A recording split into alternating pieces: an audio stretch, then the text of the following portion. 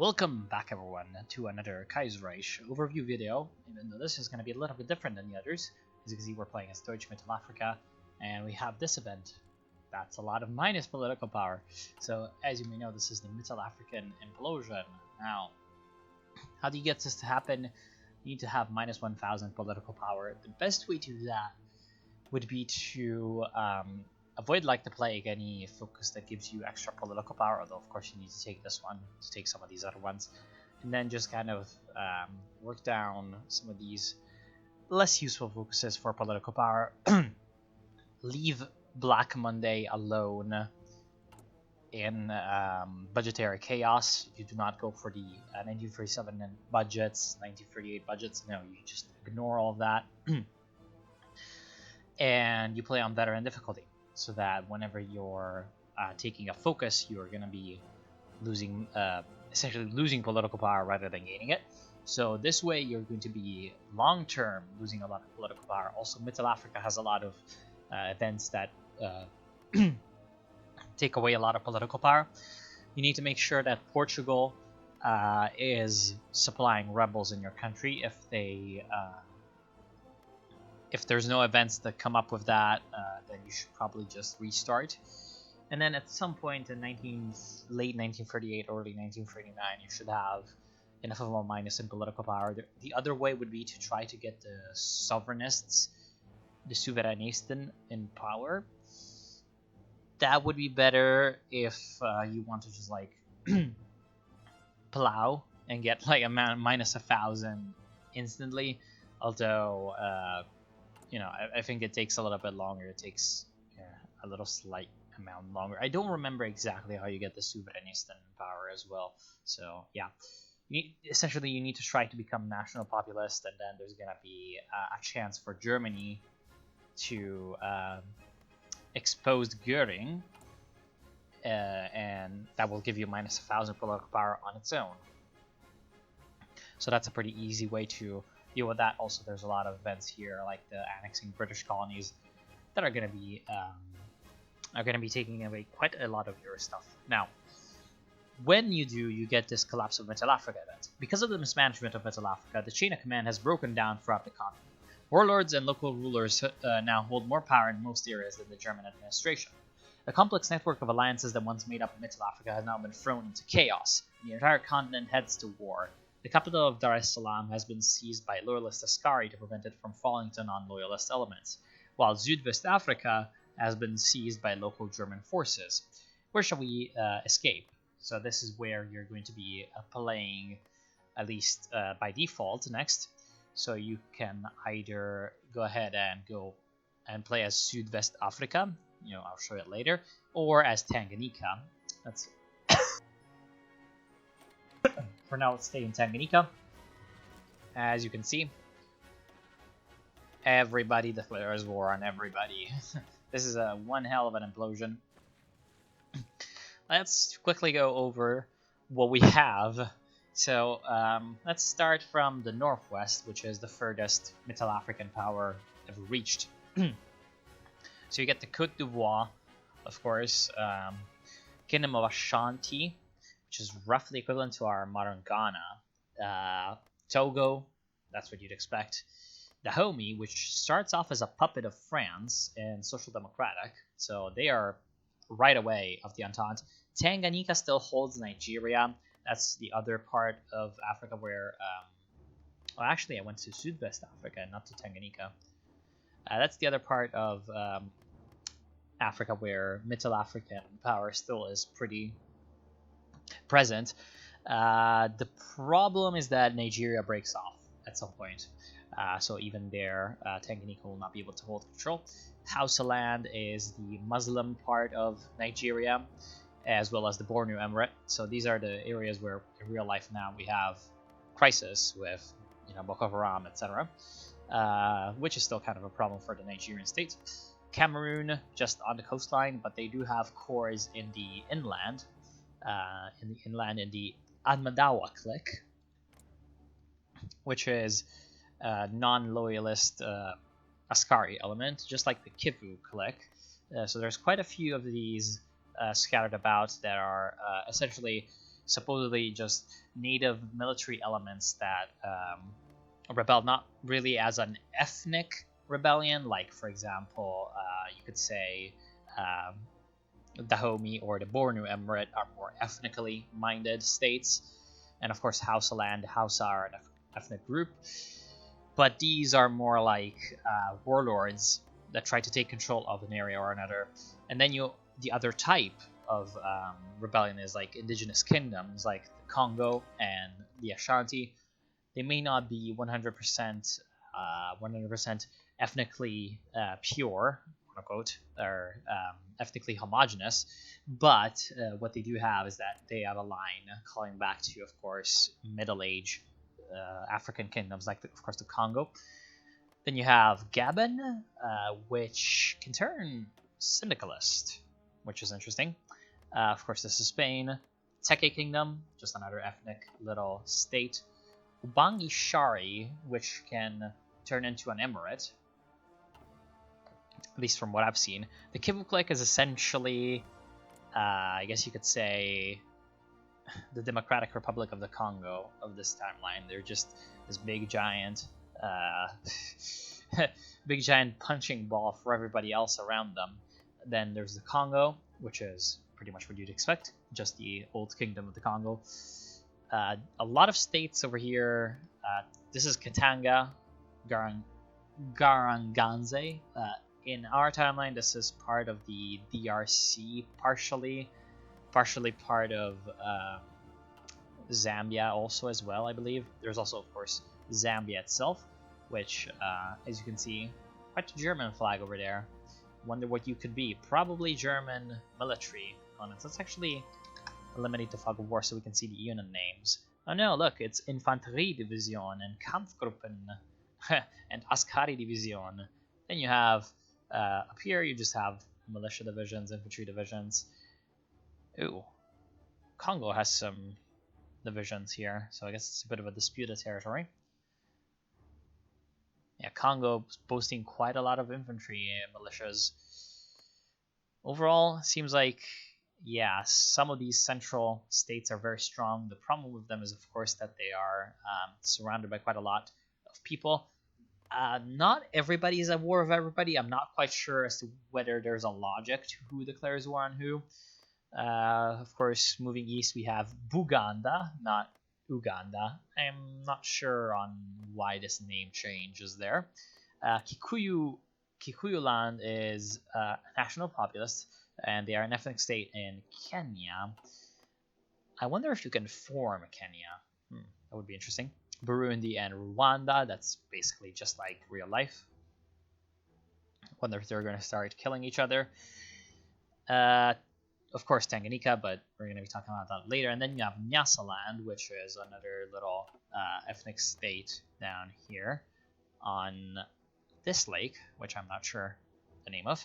And then you have southwestern Africa. You have Namibland, of course, Namibia.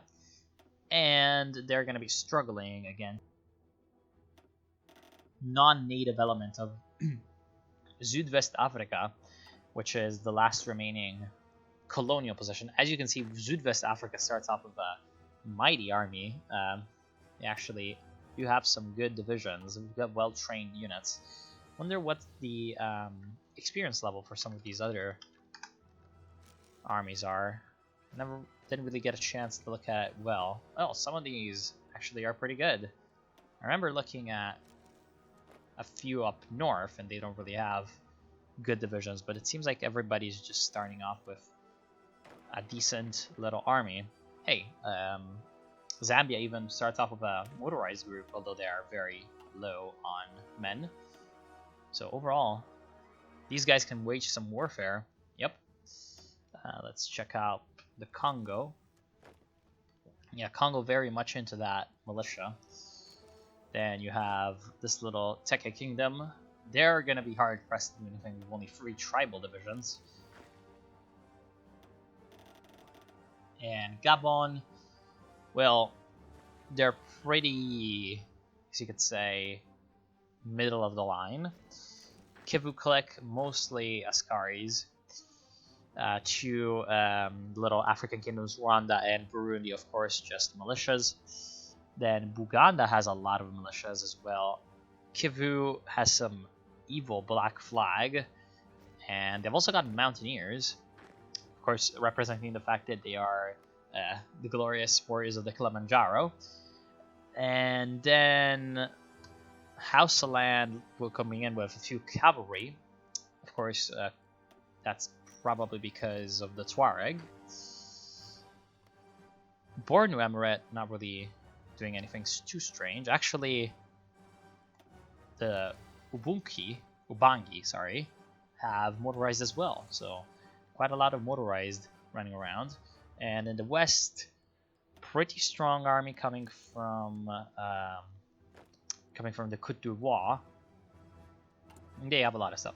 Looking at the political allegiance, the Western African states, except for Ashanti, have more democracies. Then, of course, you get into the Sahel region, and there's a lot of patronal autocrats. Lots of authoritarian regimes also in here, although Gabon has some social conservatives.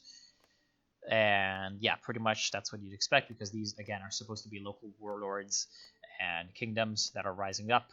Katanga also as well. And then the other, last but not least, would be Tanganyika. Of course, you have national populists in Nairobi, in Kikuyu land. And last but not least is Tanganyika, which is essentially formed by loyalist Askaris. Now, you can see the difference is that right now, if you look at these other guys, you can see that the Askaris are militias, the ones called Askari divisions. In here, these are the more elite ones. So the Askaris that you start up with as Tanganyika actually are infantry divisions. So you have Germans and Africans fighting, as you could say, side by side to keep control of Africa for themselves, at least from Tanganyika. And they own Nigeria, but soon enough they lose it. Let's actually just kind of observe and see what happens. I should probably just pull myself as an observer. Portugal. Then, yeah, fog of war is removed. Just so we can see what... as you can see, Nigeria already starts off. They're the only ones that don't have a portrait along with the homie. Everybody else, however, has portraits. As you can see, we have the Chari Emirate and the Commune of Gabon. So you have a, actually looks like military coup by Charles Chorer, because he looks like a bit of a military guy. Let's actually reload back to the implosion, and I want to see what event comes up if I'm playing as Gabon. Yeah, to Sud-West Africa. Okay. Let's...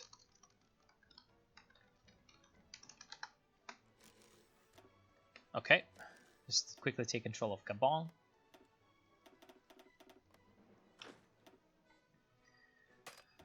Do you have generals? No, you don't. Well, you do, but you don't. Okay. Just gonna very quickly take a look at how things play out. I don't intend to actually play all that much into it, at least not now. I will make a series on this. Let's see. So you start off with war with the Second Kingdom and Congo. And you start off, of course, as social conservatives. Well, might as well just pull in some political power.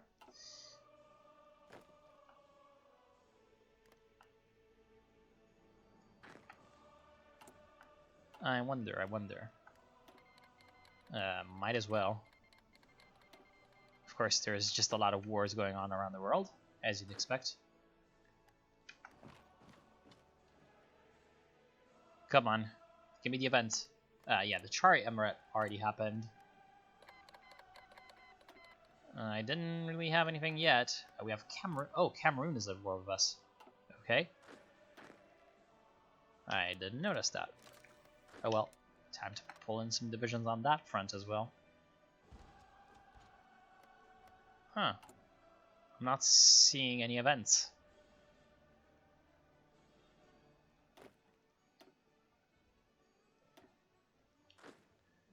Not right now. Huh. Wonder how this works. Hold on. Did anybody else change around?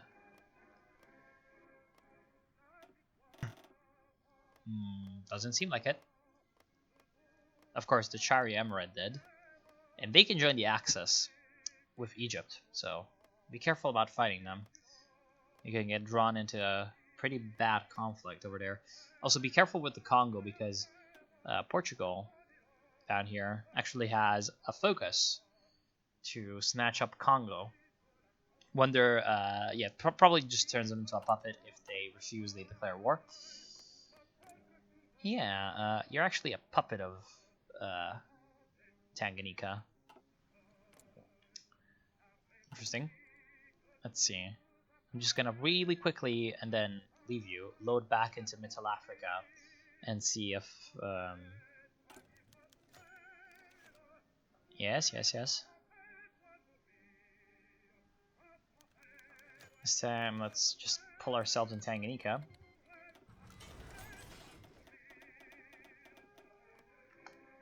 So will you turn communist? Okay, so Nigeria, the state of Nigeria. Oh yeah, they just turn. Interesting. And that does not happen if you're. No, that does not happen if you are part of that. Wonder if there's any historical basis for just Gabon turning into a commune. I mean, clearly, them being a former French colony just makes a lot more sense for them to turn into a commune, because they are going to have more French influence.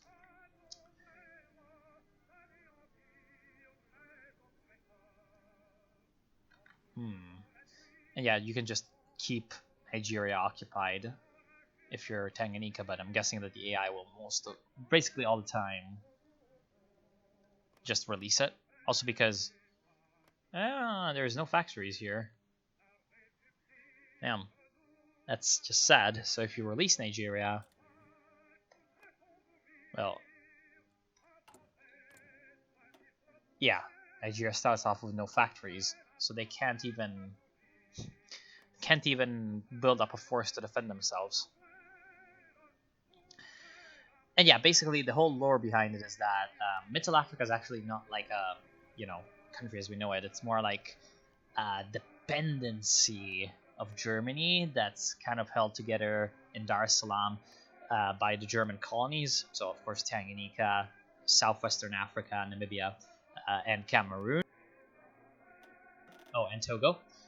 Those are the actual German colonies. Then you have all the other colonies that were taken from the Western powers in the Great War. They're actually still technically part of the colonial administrations that were there beforehand from the French and British empires.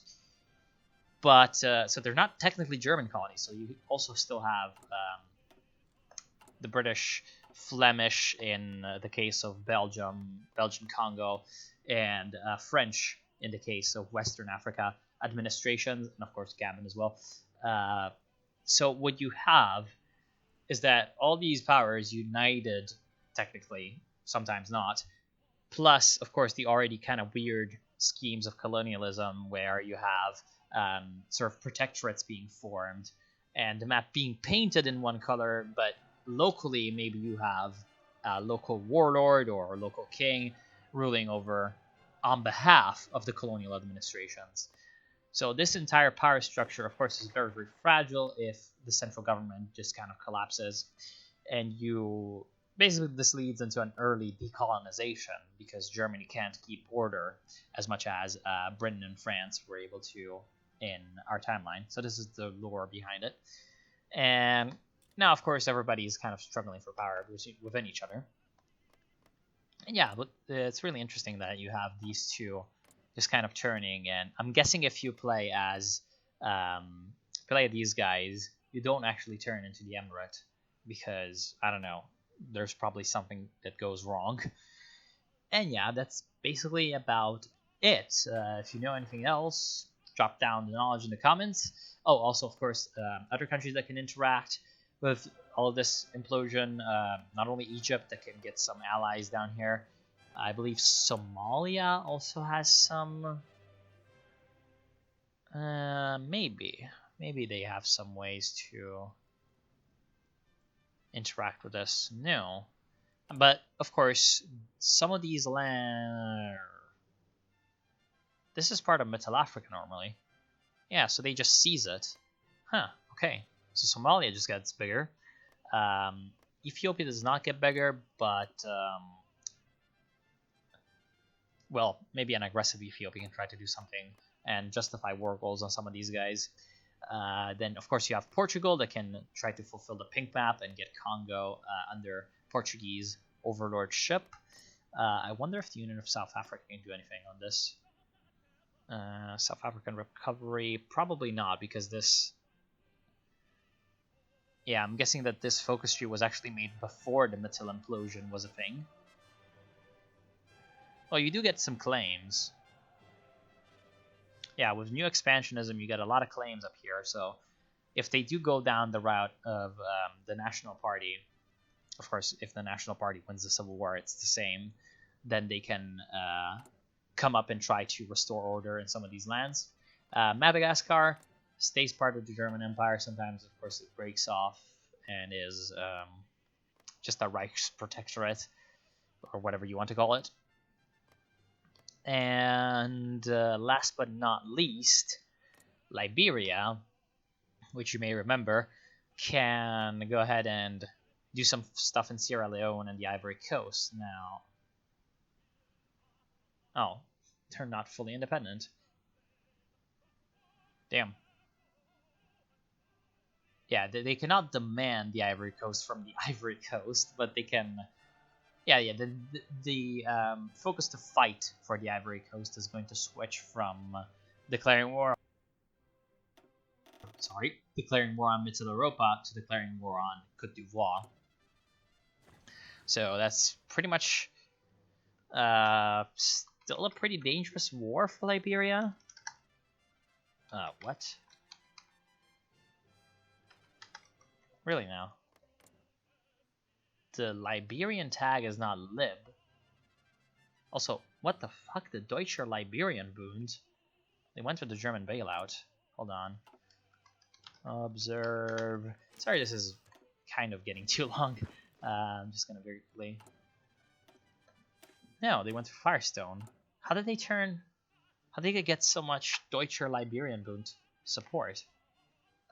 Guess they just got a lot of. No clue. No clue. Anyway, yeah, because Liberia starts off with only 2 divisions. So, with all these divisions being there, yeah, they won't really be able to do too much.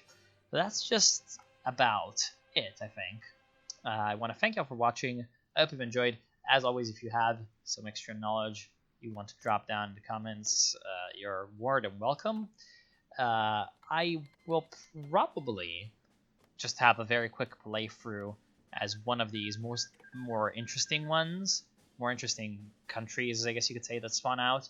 I guess you could say the Commune, the Chari Emirate, Congo, Tanganyika, Kikuyu Land, Zambia, and in the west here, the Kingdom of Ashanti, and Hausa Land actually are the most interesting. So these are the ones that I'm kind of considering.